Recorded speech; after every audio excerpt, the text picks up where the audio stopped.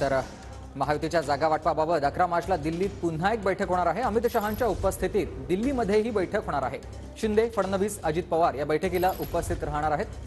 काल दिल्लीत झालेल्या बैठकीत जागा वाटपावर तोडगा निघालेला नाहीये। महायुतीमध्ये 3 ते 4 जागांचा तिढा अद्याप कायम आहे आणि म्हणूनच ही महत्त्वाची बैठक। योगेश बोरसे याविषयी मला माझे अधिक माहिती देतात सहकारी योगेश। सुमित, काल दिल्लीमध्ये महायुतीतल्या नेत्यांची अर्थात मुख्यमंत्री एकनाथ शिंदे, उपमुख्यमंत्री देवेंद्र फडणवीस आणि उपमुख्यमंत्री अजित पवार यांच्यामध्ये आणि अमित शहा यांच्यामध्ये काल बैठक पार पडली, ज्यामध्ये भाजपचे राष्ट्रीय अध्यक्ष जे.पी. नड्डा सुद्धा उपस्थित होते।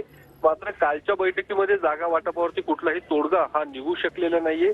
महायुतीचं जागा वाटपाचा नेमका फॉर्म्युला काय असणार आहे तो अद्यापर्यंत निश्चित होऊ शकला नाहीये। साधारणतः 3 ते 4 जागांवरचा हा तिढा आहे तो अजूनही कायम असल्याचं पाहायला मिळते आणि त्यामुळे कालच्या बैठकीत साधारणतः 1.5 ते 2 तास या सगळ्या जागा वाटपावरती चर्चा करण्यात आली होती। मात्र अंतिम तोडगा निघाला नसल्यामुळे पुन्हा एकदा 11 तारखेला दिल्लीमध्ये बैठकीचं आयोजन करण्यात आलेलं आहे।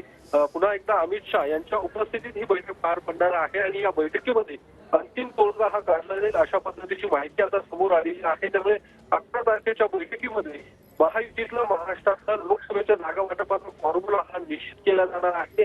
कारण अजित पवार गटाकडून ज्या काही जागांची मागणी करण्यात आलेली आहे त्यासोबतच शिंदे गटाकडून सुद्धा काही जागांची मागणी केलेली आहे। ज्या पद्धतीने अजित पवार गटाकडून भुजबळ सातत्याने सांगतात की शिंदे गटाच्या जागा दिल्या जातील त्या समसमान आम्हाला सुद्धा जागा मिळाव्यात, या सगळ्या जागा वाटपाचा फॉर्म्युला हा निश्चित होऊ शकलेला नाही। त्यामुळे 11 तारखेला जी काही अंतिम बैठक असेल त्या बैठकीमध्ये जागा वाटपाचा अंतिम फॉर्म्युला हा निश्चित केला जाणार आहे। नक्कीच, धन्यवाद तुम्ही दिलेल्या या सविस्तर माहितीसाठी।